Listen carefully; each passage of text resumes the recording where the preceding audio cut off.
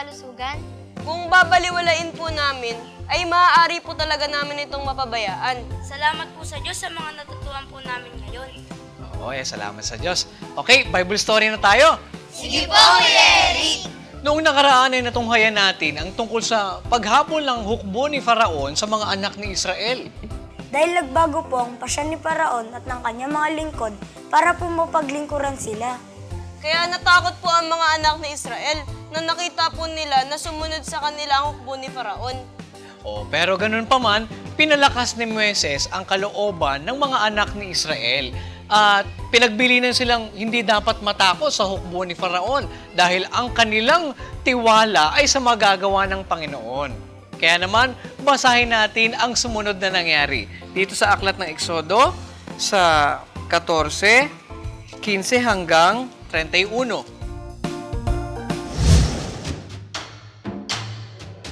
At sinabi ng Panginoon kay Moises, "Bakit humihibik ka sa akin? Salitain mo sa mga anak ng Israel na sila'y magpatuloy na yumaon.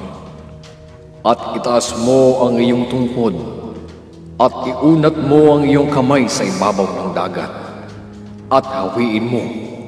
At ang mga anak ni Israel ay dadaan sa gitna ng dagat sa ibabaw ng lupang tuyo. At ako, narito, aking papagmamatigasin ang puso ng mga Ehipsyo at susundan nila sila. At ako'y mag-iimbot ng karangalan kay Faraon at sa buo niyang hukbo, sa kanyang mga karo at sa kanyang mga nangangabayo. At malalaman ng mga Ehipsyo na ako ang Panginoon, pagka ako ay nakapag-imbot ng karangalan kay Faraon sa kanyang mga karo at sa kanyang mga nangangabayo." At ang anghel ng Diyos na nasa unahan ng kampamento ng Israel ay humiwalay at napasahulihan nila. At ang haliging ulap ay humiwalay sa harap nila at lumagay sa likod nila. At lumagay sa pagitan ng kampamento ng Ehipto at ng kampamento ng Israel. At mayroong ulap at kadiliman, gayon may binigyan sila ng liwanag sa gabi, at ang isa't isa ay hindi nagkalapit sa buong magdamag. At iniunat ni Moises ang kanyang kamay sa ibabaw ng dagat, at pinaghiwalay ng Panginoon ang dagat sa pamamagitan ng isang malakas na hanging silanganan ng buong magdamag. At ang dagat ay pinapaging tuyong lupa, at ang tubig ay nakawi. At ang mga anak ni Israel ay pumasok sa gitna ng dagat sa ibabaw ng tuyong lupa, at ang tubig ay naging isang kuta sa kanila, sa kanilang kanan at sa kanilang kaliwa. At hinabol sila ng mga Ehipsyo at nagsipasok na kasunod nila sa gitna ng dagat, lahat ng mga kabayo ni Faraon, ang kanyang mga karo at ang kanyang mga nangangabayo. At nangyari, sa pagbabantay sa kinaumagahan, na minasdan ng Panginoon ang hukbo ng mga Ehipsyo sa gitna ng haliging apoy at ulap. At niligalig ang hukbo ng mga Ehipsyo. At inalisan ng gulong ang kanilang mga karo, na kanilang hinila ng buong hirap, na anupat sinabi ng mga Ehipsyo, "Tumakas tayo sa harap ng Israel, sapagkat ipinakikipaglaban sila ng Panginoon sa mga Ehipsyo."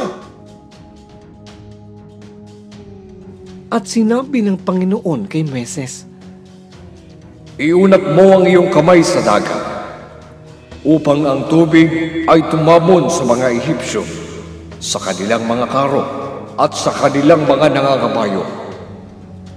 At iniunat ni Moises ang kanyang kamay sa dagat, at ang dagat ay nagsauli sa kanyang dating lakas nang umumaga, at ang mga Ehipsyo ay nagsitakas, At nilaginlin ng Panginoon ang mga Ehipsyo sa gitna ng dagat, at ang tubig ay nagsauli at tinakpan ng mga karo at ang mga nangangabayo. Sa makatuwid bagay ang buong hukbo ni Faraon na pumasok na sumunod sa kanila sa dagat. Walang natira kahit isa sa kanila. Datapwat ang mga anak ni Israel ay lumakad sa tuyong lupa sa gitna ng dagat, at ang tubig sa kanila ay naging isang kuta sa kanilang kanan at sa kanilang kaliwa. Gayon iniligtas ng Panginoon ang Israel ng araw na yaon sa kamay ng mga Ehipsyo. At nakita ng Israel ang mga Ehipsyo na mga patay sa tabi ng dagat. At nakita ng Israel ang dakilang gawa na ginawa ng Panginoon sa mga Ehipsyo, at ang bayan ay natakot sa Panginoon. At sila'y sumampalataya sa Panginoon at sa kanyang lingkod na kay Moises.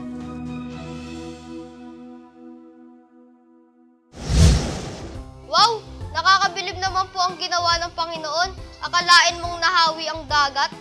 Pagpapatunay lang yan na talagang hindi pababayaan ng Panginoon ang kanyang bayan at pagtupad sa kanyang pangako sa mga naunang naglingkod sa kanya gaya ni Abraham. Ang sarap naman po ng may Diyos sa buhay. Tama, MJ.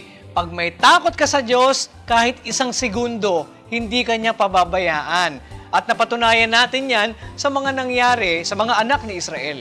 Kuya Eric, nung makaalis at makatawid na po sa dagat ang Israel, ano na po ang sumunod na nangyari? Uy, magandang tanong yan. Bukas, scheduling, yan naman ang ating matutunghayan. Kaya't huwag kayong absent sa panonood ng Bible story. Ayon sa kasabihan ng mga tao, health is wealth. Ang kalusugan ay isang kayamanan na dapat nating pahalagahan. At alam nyo ba ang isang paraan na sinasabi sa Biblia para mapanatili nating maayos ang ating kalusugan?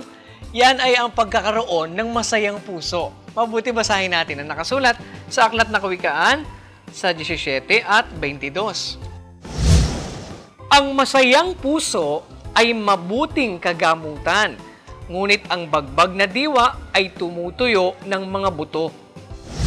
Bukas, kung niloobin ng Panginoon, ay pag-aaralan naman natin ang kahalagahan ng healthy lifestyle o malusog na pamumuhay.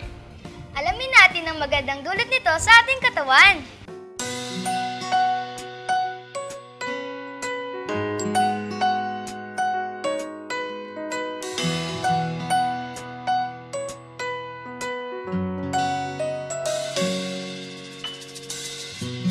Tagulan ay dumarating, ito'y paghandaan natin. Katawan ay palakasin sa mga wastong pagkain. Kalungkutan natin ay papawiin pagkatapos ng ulan. Araw ay sisikatin sa pagbuhos ng ulan.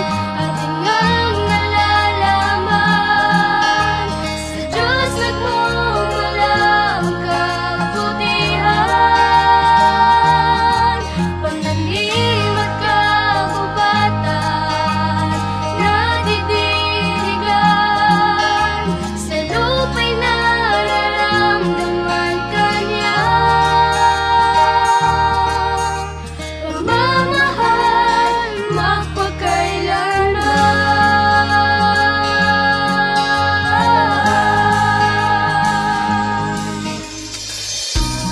Halina't sumukob na, magkasama tayo sa tuwina.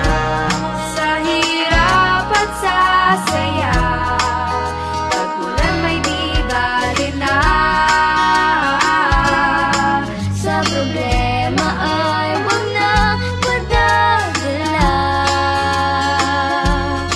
Sa pagtila ng ulan, panibagong pag-asa. Sa pagbuhos ng ulan, ating ngang nalalaman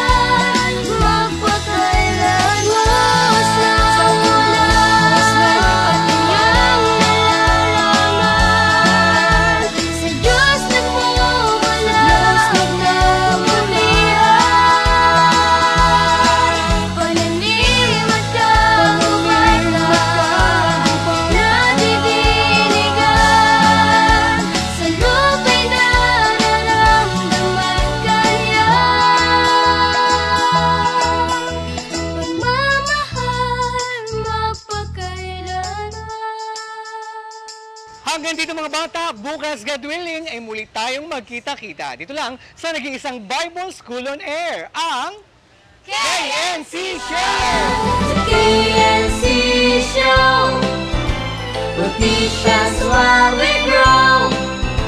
Sa tulong ng ating Diyos Ama, isipan ay magliliwanag. The KNC Show, will teach us while we grow.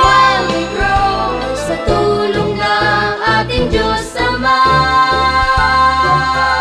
isipan ay magliliwanag na.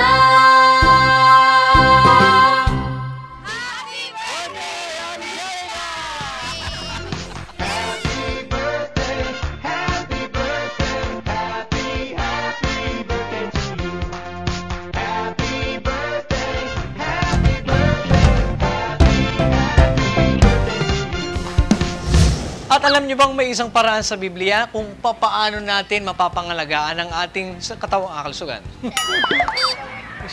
At alam niyo ba ang sinasabi sa Biblia? Alam niyo ba na may isa pang uri ng sining na Alam niyo ba na may isa pang uri ng sining na kilala noon pang 17th